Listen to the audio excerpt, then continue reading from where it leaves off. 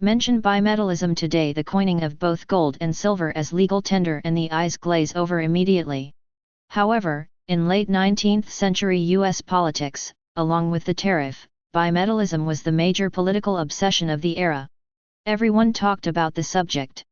It featured as the foremost political issue in the presidential election of 1896.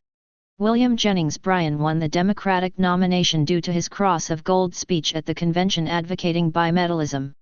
So obsessed was the era with this policy debate that a line of scholarship in the latter half of the 20th century argues the well-known children's book, The Wizard of Oz, originally titled The Wonderful Wizard of Oz, is an allegory of the era's political conflict over bimetallism. The Coinage Act of 1873 ended the U.S. Mint's legally authorized practice of converting silver bullion into legal tender at no cost.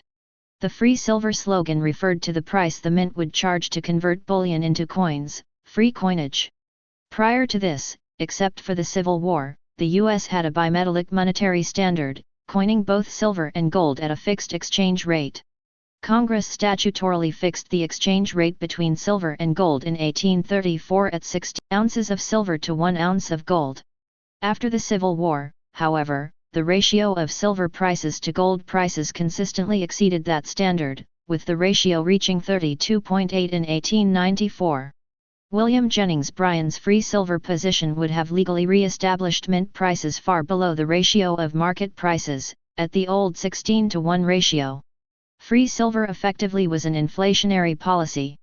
Free silver meant that loans taken out in dearer gold dollars could be paid back in cheaper silver dollars. Note, however, that bimetallism is not inherently inflationary. Bryan's platform would have caused inflation only because it proposed to set the exchange rate between silver and gold at the earlier legal level, a level that diverged significantly from the existing market price ratio. There would be no inflationary effect if the exchange rate were set at extant prices and allowed to float. Indeed, Milton Friedman argued the evidence showed greater monetary stability under bimetallism than under the monometallic gold standard. That makes sense given that combined variance in the supply and demand for both silver and gold would generally be less than the variance of one metal alone.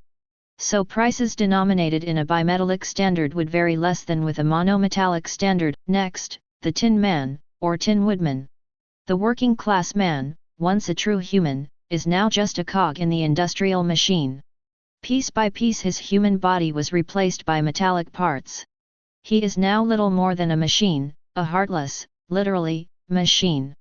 The populist hope of the era was a grand farmer-labor coalition that never quite solidified, and we still see residual evidence of this hope in the official name of Minnesota's Democratic Party, the Democratic Farmer-Labor Party. The cowardly lion, then, was William Jennings Bryan himself. Capable of a great roar, his speeches were legendary. Alas, to mix metaphors, he was all bark and no bite. Once they gain admission, the great Oz instructs the small group, in this country everyone must pay for everything he gets. Rockoff writes, this wizard who speaks through various figureheads and adheres to a purely Republican worldview could be none other than Marcus Alonzo Hanna, a close advisor of McKinley and the chairman of the Republican National Committee. Rockoff continues to unfold the allegory with considerable detail, but the above provides a flavor of his argument. Rockoff concedes that Baum left no hard evidence that he intended his story to have an allegorical meaning. He judges the circumstantial evidence to be considerable. Economist Bradley A. Hanson, writing in the Journal of Economic Education 12 years later, begs to differ, pointing out how important parts of the story don't fit the politics of the time, and arguing at length that Baum would not have sympathized with populist politics in any event. I tend to agree with Hanson on this point. At least, the circumstantial evidence is not as compelling as Rockoff suggests it is. Nonetheless, whatever Baum intended, Rockoff's allegorical reading of The Wizard of Oz is a great way to teach an important, but overlooked, controversy in American political history.